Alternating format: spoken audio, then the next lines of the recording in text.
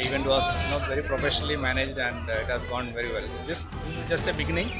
So, and we have a 1 year long program planned ahead. This is सबने खाना wonderful, this is outstanding. That's it. यहाँ पे stadium में batting करते हैं और हमने यहाँ पे पार्टिसिपेट किया था, काफ़ी अच्छा मज़ा आया।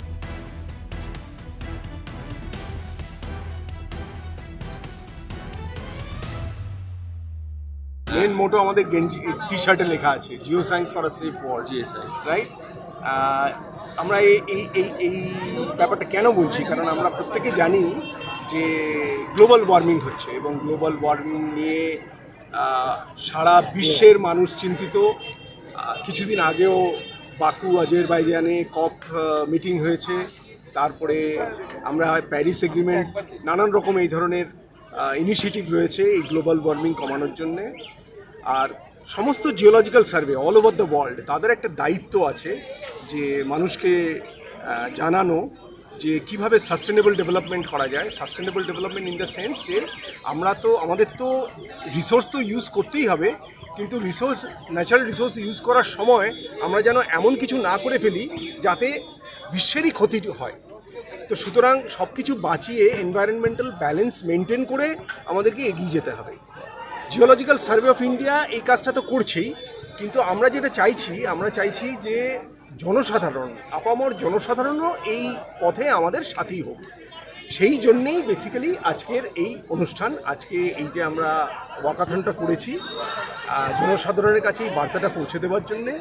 এবং আমরা আমাদের 175তম উদযাপন দিবস, যেটা 4 তারিখে 4 মার্চ আমাদের ক্যাম্পাসে হবে, যেটা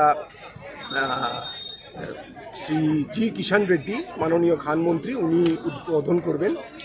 তো ওখানে আমরা এই কথাই আবার বলবো, এবং সারা বছর ধরে আমাদের এই উদযাপন চলবে ভারতবর্ষের বিভিন্ন কোনায় কোনায়।